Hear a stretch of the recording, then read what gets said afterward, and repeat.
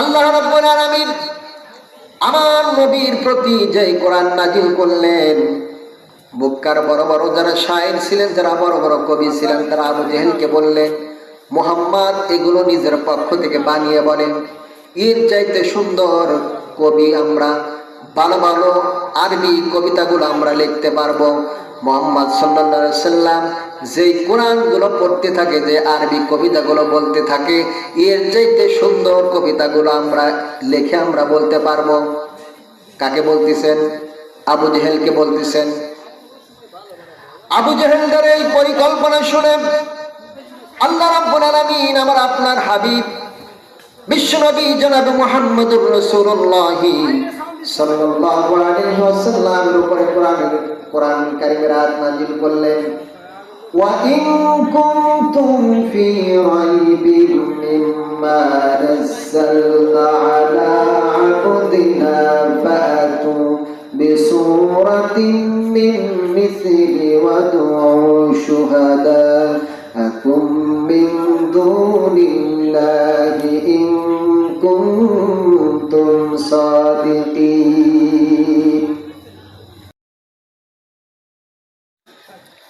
আলহামদুলিল্লাহিল আকরামিল্লাযী খালাকাল ইনসানা ওয়া কাররামা ওয়া আল্লামাহু মিনাল বায়ানি মা লাম ইয়ালাম।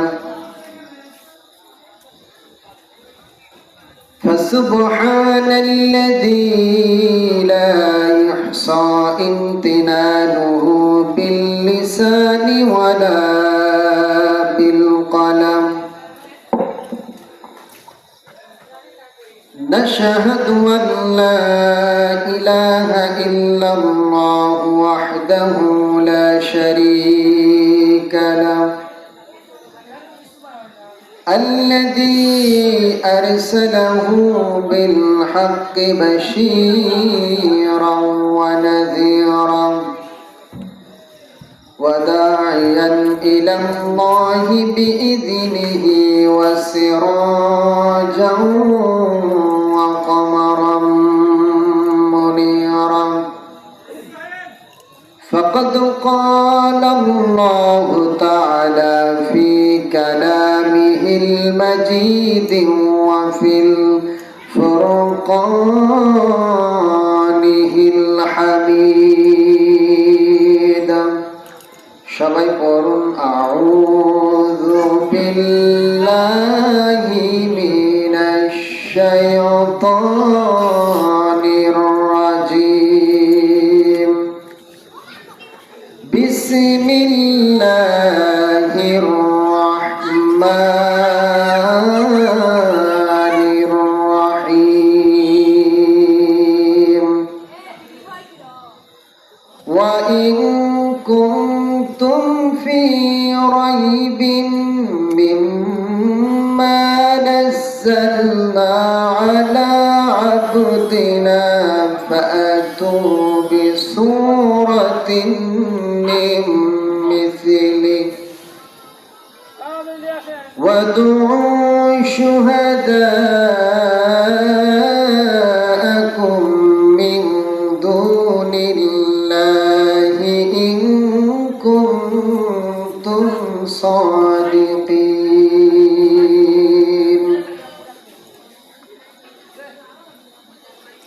وقال رسول الله صلى الله عليه وسلم خيركم من تعلم القرآن وعلمه. وقال الله تعالى إن الله وملائكته يصلون على النبي يا أيها الذين آمنوا صلوا عليه وسلموا تسليما. সকলে মুহাব্বতের সঙ্গে দরুদ ইব্রাহিম পড়ি। আল্লাহুম্মা সাল্লি আলা মুহাম্মাদিন ওয়া আলা আলি মুহাম্মাদ কামা সাল্লাইতা আলা ইব্রাহিম ওয়া আলা আলি ইব্রাহিম إنك حميد مجيد اللهم بارك على محمد وعلى آل محمد كما باركت على إبراهيم وعلى آل إبراهيم إنك حميد مجيد الحمد لله দারুস সামাদ হাফিজিয়া মাদ্রাসার উন্নত গল্পে আজকের এই বিরাট ইসলামী জলসার সম্মানিত সভাপতি, আমার সামনে উপবিষ্ট মুরব্বী একরাম, যুবক ভাইরা, পর্দার আড়ালের অন্তরের মা ও বোনেরা, সকলের প্রতি আমার আন্তরিক মুবারক আসসালামু আলাইকুম ওয়া রাহমাতুল্লাহ। আল্লাহ তাআলা অশেষ মেহেরবান, যে মহান তাবারক তাআলা আমাকে এবং আপনাদেরকে অত্যন্ত ভালোবেসে দুনিয়ার সমস্ত কাজ থেকে ফারিক করে তার বিশাল আকাশের নিচে প্রশস্ত জমিন জান্নাতের বাগানের মধ্যে আসা এবং বসার তৌফিক দান করলেন। এই জন্য সকলেই সেই মহান তাবারক তাআলার শুকরিয়া জ্ঞাপন করছি, বলে আলহামদুলিল্লাহ। লাখ কোটি দরুদ সেই মহামানবের প্রতি, যেই নবীজির আদর্শের মধ্যে রয়েছে ইহকাল এবং পরকালের মুক্তি। সকলেই সেই নবীর প্রতি দিল থেকে শিরিক মুক্ত, বিদআত মুক্ত দরুদ প্রেরণ করি। সকলেই পড়ি সাল্লাল্লাহু আলাইহি ওয়াসাল্লাম। রাসূল কারীম সাল্লাল্লাহু আলাইহি ওয়াসাল্লাম হাদিস শরীফের মধ্যে বলেছেন, ওই মাজলিস সবচাইতে দামি মাজলিস, যে মাজলিসের মধ্যে আল্লাহ এবং আল্লাহর রাসূলের কথা বলা হয়, সেটা আমানত একটি মাজলিস। ফেরেশতারা চারদিকে বেষ্টন করে রাখে এবং আল্লাহর আসমান থেকে ওই মাজলিসের প্রতি, ওই জান্নাতের বাগানের প্রতি আল্লাহ রাব্বুল আলামিন সরাসরি আসমান থেকে তার বান্দাদের জন্য খাস রহমত বর্ষণ করে। সুবহানাল্লাহ ওয়া বিহামদিহি। এই জন্য আমরা এখানে যারা আসতে পেরেছি, আমরা হলো সৌভাগ্যবান। আল্লাহর নবী বলেছেন, ওই ব্যক্তি তত সময় পর্যন্ত নেকির কোনো সওয়াব, কোনো নেকির কোনো আমল করতে পারে না, যতক্ষণ পর্যন্ত আল্লাহ রাব্বুল আলামিন ওই ব্যক্তিকে, ওই বান্দাকে, ওই বান্দিকে যত সময় পর্যন্ত আল্লাহ রাব্বুল আলামিন তার প্রতি ৭০ বার নেক নজর না দিবে, তত সময় পর্যন্ত তারা নেকির কোনো কাজ করতে পারবে না। সুবহানাল্লাহ। হাটে ঘাটে, বাজারে, দোকান পাটে কত মানুষ দুনিয়ার কাজের মধ্যে লিপ্ত আছে, দুনিয়ার পরচর্চা, পরনিন্দা নিয়ে ব্যস্ত আছে, কিন্তু কোরআনের মাহফিলের মধ্যে যারা নাই, তাদের হলো পোড়া কপাল। এটা বড় দামি একটি মাহফিল, কোরআনের মাহফিল। কোরআন হলো মুসলমানদের হলো জ্যান্ত একটা মুজিজা। রাসূল কারীম সাল্লাল্লাহু আলাইহি সাল্লামের জীবদ্দশায় প্রায় ৩৫০০ মুজিজা আমার নবীজি থেকে প্রকাশ পেয়েছে। আল্লাহর নবীজি সেই মুজিজাগুলো দেখিয়েছেন আল্লাহ রাব্বুল আলামিনের হুকুমে। এই ৩৫০০০ মুজিজার মধ্যে সবচাইতে জ্যান্ত মুজিজা সেটা হলো পবিত্র কোরআনুল কারীম। এটা মুসলমানদের হলো স্পন্দন, মুসলমানদের হলো কলিজা। কিন্তু বড় আফসোসের বিষয়, আজ যারা কোরআন পড়তে চায়, কোরআনের সাথে যাদের সুসম্পর্ক, এক শ্রেণীর মানুষ এদেরকে কোরআন থেকে বিরত রাখতে চায়, কোরআনের শিক্ষা প্রতিষ্ঠানগুলোকে বন্ধ করতে চায়। আমাদের সমাজের মধ্যে এমন মানুষ আছে না নাই বলেন? আছে।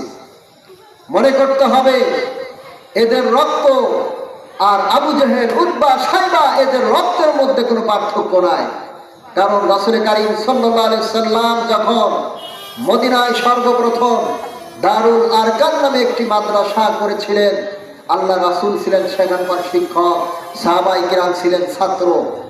মক্কার বড় বড় কাফির ইহুদি নাসারারা সেই শিক্ষা প্রতিষ্ঠানকে বন্ধ করার জন্য তারা কত ষড়যন্ত্র, কত চেষ্টা প্রতিষ্ঠা করেছেন। আজ এক শ্রেণীর মানুষ আমাদের পৃথিবীতে এরকম আছে, যারা কোরআনের কথা শুনতে চায় না, কোরআনের বিধিবিধানগুলোকে মানতে চায় না, বরঞ্চ কোরআনের আইনকে বন্ধ করতে চায়, কোরআনের মাদ্রাসাকে বন্ধ করতে চায়, আলেমদের সাথে দুর্ব্যবহার করে। এরকম মানুষ আমাদের পৃথিবীর জমিনে এখন আছে। এই জন্য রাসূল কারীম সাল্লাল্লাহু আলাইহি সাল্লাম পৃথিবীতে আসার পূর্বে এই পৃথিবীটার অবস্থা কেমন ছিল?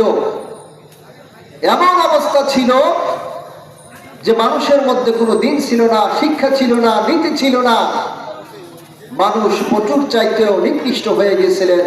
তখন আল্লাহ রাব্বুল আলামিন মানুষের হিদায়াতের জন্য, অন্ধকার মানুষকে আলোর পথ দেখানোর জন্য, পথওয়ালা মানুষকে পথ দেখানোর জন্য, জাহান্নামী মানুষদেরকে জান্নাতি দেখানোর জন্য আল্লাহ রাব্বুল আলামিন গোটা মানব জাতির হিদায়াতের জন্য দুইটা নিয়ামত আল্লাহ পাক রব্বুল আলামিন পাঠিয়ে দিলেন। এক নম্বর হলো আখির জামানার পয়গম্বর বিশ্বনবী জনাবে মুহাম্মদুর রাসূলুল্লাহ সাল্লাল্লাহু আলাইহি সাল্লাম। দুই নম্বর হলো সেই নবীর উপরে আল্লাহ রাব্বুল আলামিন এক নয়, দুই নয়, গোটা 30 পারা কোরআন দীর্ঘ 23 বছর ধরে নাজিল করলেন। সুবহানাল্লাহ।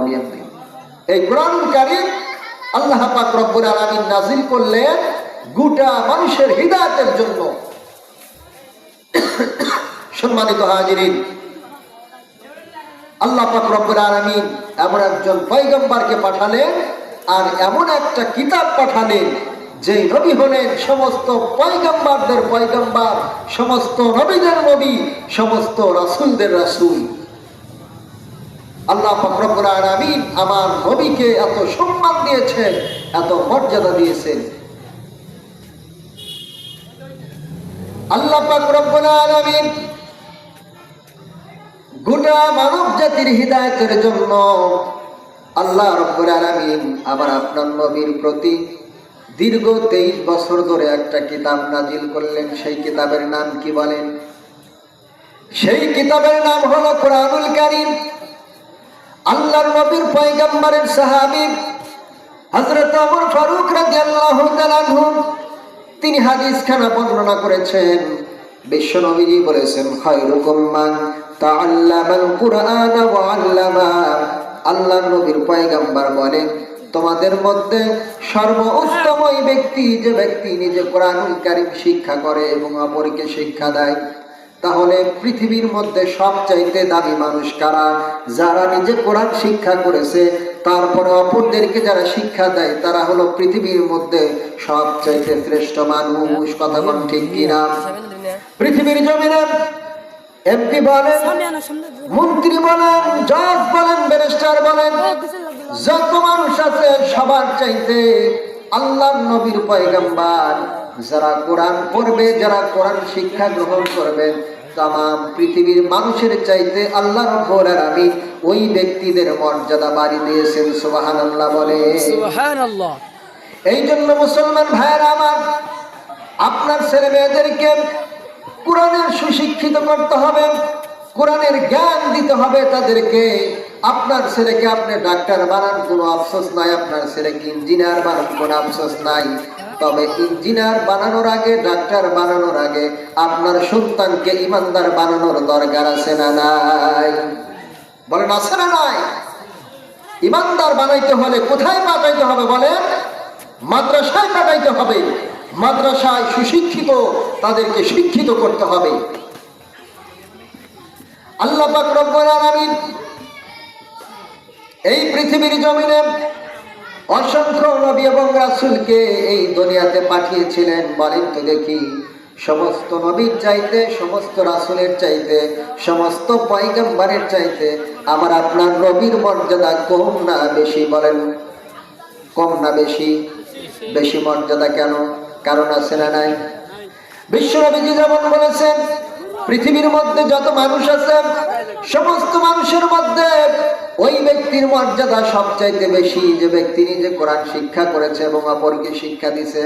কোরআনের সহবত পাওয়ার কারণে আল্লাহ রাব্বুল আলামিন সাধারণ মানুষের চাইতে তলবে ইলম এবং আলিমদের মর্যাদা যেমন বৃদ্ধি করে দিয়েছেন, আমার আপনার নবীর প্রতি, মায়ার নবীর প্রতি এক নয় দুই নয় দীর্ঘ 23 বছর ধরে গোটা 30 পারা কোরআনুল কারীম নাজিল হওয়ার কারণে আল্লাহ রাব্বুল আলামিন সমস্ত নবীর চাইতে, সমস্ত রাসূলের চাইতে, সমস্ত পয়গম্বরের চাইতে আমার আপনার নবীজির মর্যাদা বৃদ্ধি করে দিয়েছেন। সুবহানাল্লাহ বলে। তাহলে কিসের কারণে আমার আপনার নবীর মর্যাদা আল্লাহ বৃদ্ধি করেছেন? বলেন, কোরআনুল কারীমের কারণে। কোরআনুল কারীমের কারণে আল্লাহ রাব্বুল আলামিন সাধারণ মানুষকে মর্যাদা যেরকম দান করেছে, এই নবীর উপরে কোরআন অবতীর্ণ হওয়ার কারণে আল্লাহ রাব্বুল আলামিন সমস্ত নবী এবং রাসূলের চাইতে আমার আপনার নবী, মায়ার নবী রাহমাতুল লিল আলামিনের মর্যাদাও তেমন বৃদ্ধি করে দিয়েছেন। সুবহানাল্লাহ বলে। এই পৃথিবীর জমিনে আল্লাহ রাব্বুল আলামিন যেরকম অসংখ্য নবী এবং রাসূলকে প্রেরণ করেছিলেন, তাদের উপরে, প্রত্যেকটা নবীর উপরে কিতাব দিয়ে আল্লাহ তাআলা নাযিল করেছিলেন। সমস্ত নবীদের উপরে কিতাব দিয়ে নাযিল করেছিলেন। 104 খানা কিতাবের মধ্যে আমরা সকলে জানি প্রসিদ্ধ 4টা কিতাব হলো প্রসিদ্ধ, বড় দামি। তাওরাত, জাবুর, ইনজিল, কোরআন, এই 4টা কিতাব বড় দামি, বড় সম্মানিত কিতাব। এই তাওরাত কিতাব আল্লাহ রাব্বুল আলামিন নাজিল করেছেন হযরত ঈসা আলাইহিস সালাতু ওয়াস সালামের উপরে, ইনজিল হযরত দাউদ আলাইহিস সালামের উপরে, জাবুর হযরত, এই কিতাব মুহাম্মদ সাল্লাল্লাহু আলাইহি সাল্লামের উপরে কোরআন নাজিল করেছেন। এই কিতাবের মধ্যে 104 খানা কিতাবের মধ্যে আল্লাহ রাব্বুল আলামিন কোরআনুল কারীমের মর্যাদা বৃদ্ধি করে দিয়েছেন।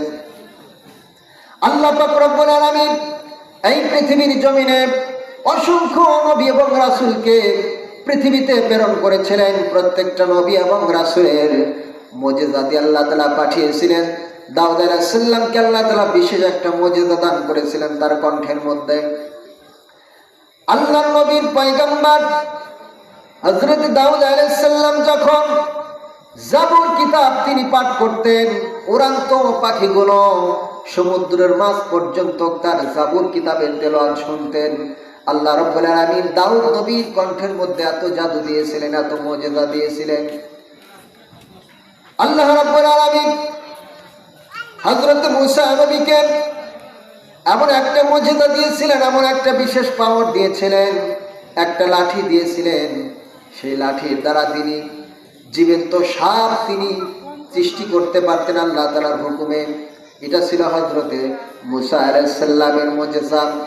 হযরত ঈসা আলাইহিস সালামের মুজিজা ছিল এমন একটা হাড্ডি ছিল তার হাতে, তিনি হাড্ডি দ্বারা পুরাতন হাজার হাজার বছর মৃত ব্যক্তিদেরকে আল্লাহ তাআলার হুকুমে কুম্বে ইজনিল্লাহ বলে তিনি জীবিত করতে পারতেন এবং কুষ্ঠ রোগ থেকে মানুষকে মুক্তি দান করাতে পারতেন। এটা ছিল হযরত ঈসা আলাইহিস সালামের মুজিজা। আল্লাহর নবীর পয়গম্বর হযরত দাউদ আলাইহিস সালাম এই দুনিয়া থেকে বিদায় নিয়েছেন। দাউদ নবীর সাথে সাথে তার মুজিজাও শেষ হয়ে গেছে, মুজিজাগুলো ধ্বংস হয়ে গেছে। হযরত ঈসা আলাইহিস সালাম দুনিয়া থেকে বিদায় নিয়েছেন, ঈসা নবীর মুজিজাগুলো শেষ হয়ে গেছে। হযরত মূসা আলাইহিস সালামের যে অলৌকিক মুজিজা ছিল সেটা মূসা নবী মৃত্যুবরণ করেছে, মূসা নবীর মুজিজাগুলো দুনিয়া থেকে বিদায় নিয়েছে। কিন্তু আখিরি জামানার পয়গম্বর বিশ্বনবী জনাব মুহাম্মদুর রাসূলুল্লাহ সাল্লাল্লাহু আলাইহি ওয়াসাল্লাম 4 দিবসদশায় 3500-এর চাইতে বেশি মুজিজা দেখিয়েছেন। আল্লাহর নবীর পয়গম্বর দুনিয়া থেকে বিদায় নিয়েছেন, কিন্তু বিশ্ব নবীজির বড় মুজিজা কুরআনুল কারীম আজ পর্যন্ত আমাদের পৃথিবী আমাদের মাঝে বিদ্যমান আছে। সুবহানাল্লাহ পড়ে। সমস্ত নবী দুনিয়ায় থেকে বিদায় নিয়েছেন, তাদের মুজিজাগুলো দুনিয়ায় থেকে বিদায় নিয়েছেন, কিন্তু আমার নবী দুনিয়ায় থেকে বিদায় নিয়েছেন। নবীজির যে ৬৩ বছর জিন্দেগির মধ্যে সবচাইতে বড় মুজিজা কুরআনুল কারীম আজ পর্যন্ত পৃথিবীর জমিনে সেটা বিদ্যমান আছে, কিয়ামত পর্যন্ত সেটা থাকবে। দুনিয়ার কোন মানুষ এই কুরআনুল কারীমের একটা হরফ পর্যন্ত উল্টাপাল্টা করতে পারবে না। সুবহানাল্লাহ বলে। কারণ এই কুরআনুল কারীম আল্লাহ নাজিল করেছেন, আল্লাহ রাব্বুল আলামিন নিজেই এই কুরআনুল কারীমকে সংরক্ষণ করার নিজেই দায়িত্ব গ্রহণ করেছেন। সুবহানাল্লাহ পড়েন। আল্লাহর নবীর উপরে যে কোরআন নাজিল করছেন আল্লাহ তাআলা, সেই কোরআনকে সংরক্ষণ করার জন্য আল্লাহ নিজেই সেই দায়িত্বটা গ্রহণ করেছেন। এই জন্য দুনিয়ার কোন মানুষ, দুনিয়ার কোন নেতা এই কোরআনের একটা আয়াত তো দূরের কথা, একটা হরফ পর্যন্ত উলটপালট করতে পারবে না। যারা এই কোরআনকে বন্ধ করতে চাইবে, মাদ্রাসাকে বন্ধ করতে চাইবে, আলেম উলামাদের দুশমন হতে চাইবে, আল্লাহ রাব্বুল আলামিন তাদেরকে দুনিয়ায় থেকে নিশ্চিত করে দিবেন, ধ্বংস করে দিবেন। কথা বল ঠিক কিনা? যখন আমার নবীর উপরে কোরআনের আয়াত নাজিল হয়ে গেল, আল্লাহ রাসূল যখন কোরআনের বিধিবিধানগুলো মুক্কা গলিতে গলিতে প্রচার প্রসারণা শুরু করে দিল, তখন আবু জেহেল, উতবা, সাইবা আমার নবীজির বিরোধিতা শুরু করে দিল যে মুহাম্মদ সাল্লাল্লাহু আলাইহি সাল্লাম যেভাবে মানুষের ধারে ধারে গিয়ে দাওয়াত করতেছে, মানুষ তো সব ইসলামের ছায়া নিচে চলে যাচ্ছে, আমাদের তো কোনো কর্তৃত্বই থাকবে না। এখনো আমাদের সমাজের কিছু মানুষ নিজেদের স্বার্থের জন্য মাদ্রাসার বিরোধিতা করে, আলেম ওলামাদের বিরোধিতা করে। কথা কন ঠিক কিনা? মনে করতে হবে এদের রক্ত আর আবু জেহেলের রক্তের মধ্যে কোনো পার্থক্য নাই। আল্লাহর নবীজি যখন কোরআন তেলাওয়াত করতেন, চিন্তা করেন যে নবীজির উপরে কোরআন নাজিল হয়েছে, সেই নবীজি নিজেই কোরআন তেলাওয়াত করছেন। আমার আপনার নবীর কণ্ঠ যে কত সুন্দর ছিলেন।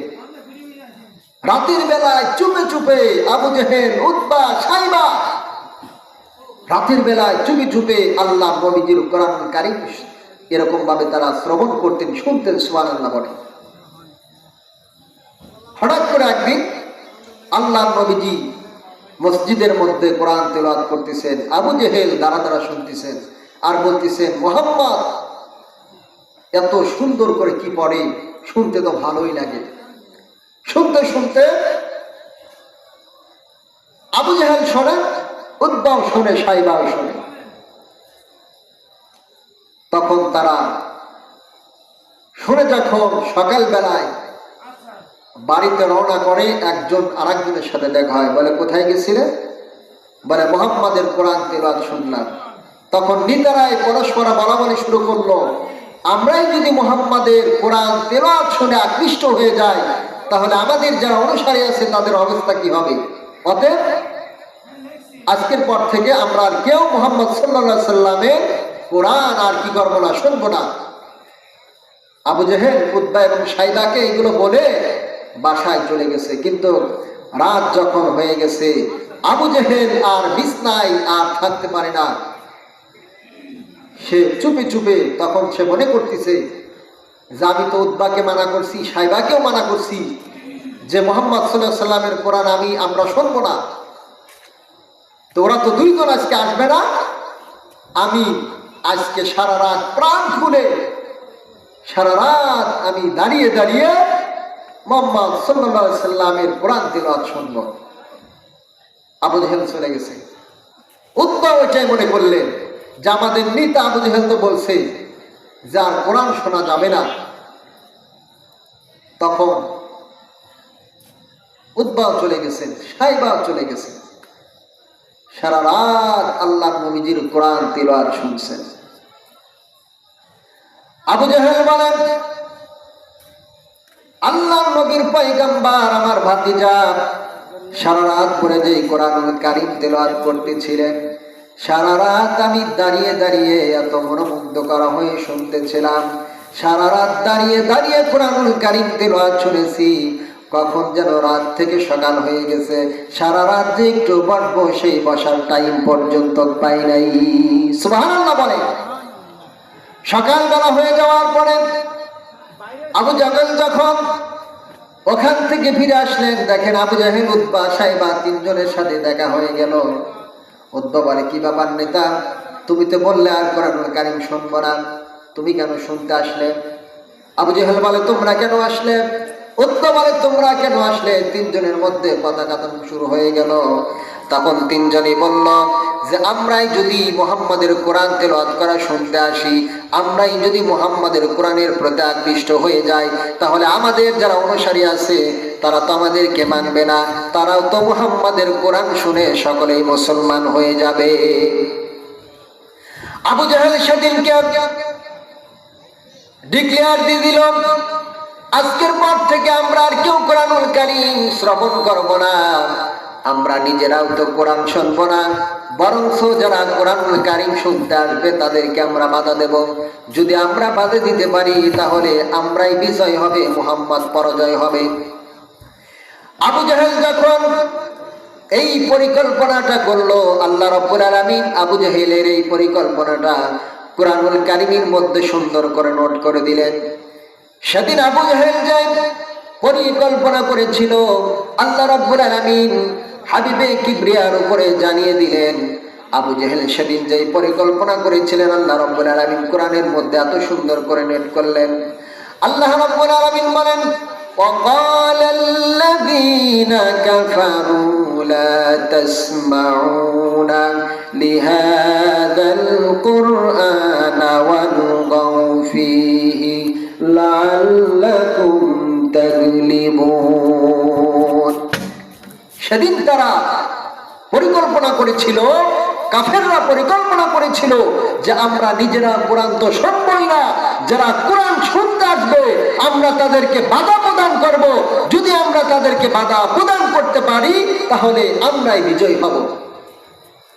এই জন্য মুসলমান ভাইরা আমার, আল্লাহ রাব্বুল আলামিন উম্মত মুহাম্মাদের জন্য, হিদায়াতের জন্য এমন একটা গ্রন্থ নাজিল করলেন, সেই গ্রন্থ যারা পড়বে, যারা মানবে, আল্লাহ রাব্বুল আলামিন তাদের জন্য পরকালে এমন নিয়াজ নিয়ামত রেখে দিয়েছেন।